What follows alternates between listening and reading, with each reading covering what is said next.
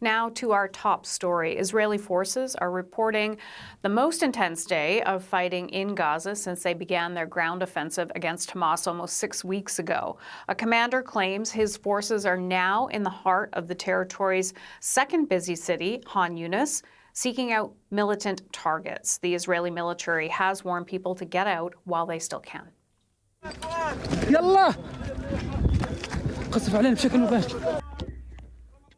Now, this was a scene earlier today in Han Yunis, people running for their lives after an airstrike. The Gaza-controlled health ministry says more than 40 people were killed in an area previously declared by Israel as a safe zone.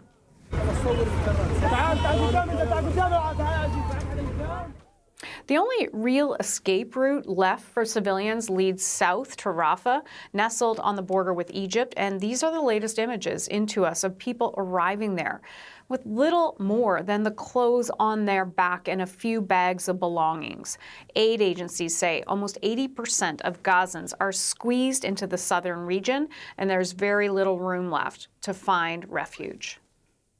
I think of it as kind of like a piece of paper, right? You fold it in half, so you move south. Fold it in half again, fold it in half again. At some point, there is no place for them to go. There is no safe place, and they know that and they feel that.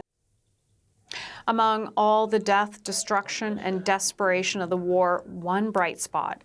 This 14-year-old girl was brought to the hospital in remarkably good condition after spending 4 days beneath the rubble of a building destroyed in an airstrike near Han Yunis. Journalist Iris Mackler is in Jerusalem tracking all the day's developments for us and spoke with Andrew earlier.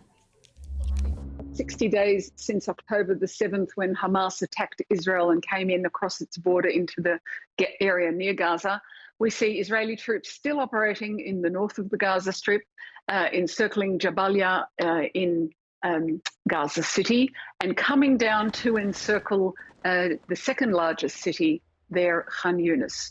And it's interesting because we've heard from confirmation, I guess, from both sides. We heard from the division commander, Israel's Southern Division commander, and he said this was the most intense day's fighting, and just heard from the Hamas military wing, and they confirm that. They say they're fighting in a different way now in Khan Yunis. So it's interesting because they say they're blowing up their own tunnels in order, they're using their snipers in order to kill Israeli troops. And it confirms for me something that an Israeli military analyst said to me. He's an old general, and he was saying earlier, there isn't that much fighting in the north. You know, the militants disappear, I guess, in the tradition of Vietnam and the Viet Cong. They disappear down into those tunnels. So maybe what we're seeing in Khan Yunis is this is where they're taking a stand, and they're no longer disappearing into those tunnels in the way that they did in the north.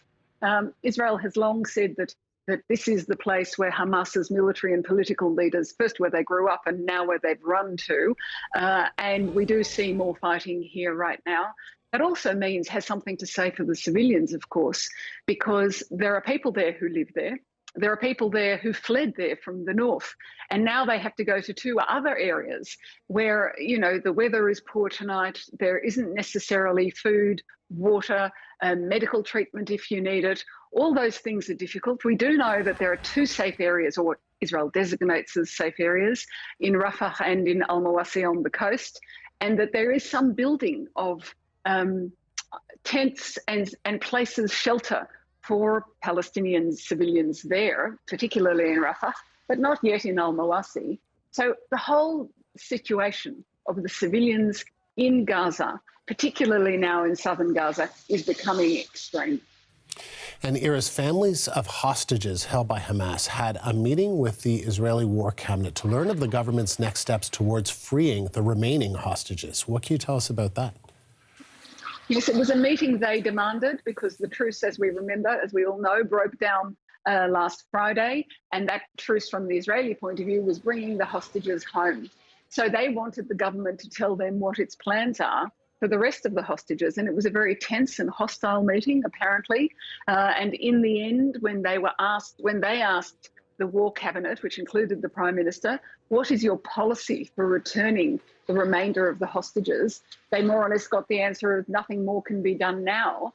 I think what the government is saying to them is it's impossible to return all the hostages, and that the best way to do to return any of the hostages is in fact to continue with the war effort. So plainly the government is prioritising the war effort and the relatives want to prioritise the hostages' lives. And I think one thing that's making them more desperate, actually, Andrew, is the stories that have been trickling out from the hostages who have been released. And they do tell of ill treatment, people being shackled, people not being fed, not even being given water, or certainly not enough water, and no medicine for people who are sick, children separated from their parents, children held in solitary confinement. All those things are desperately worrying for these people, and they wanted a different message from their own government. Iris Mackler speaking with Andrew from Jerusalem.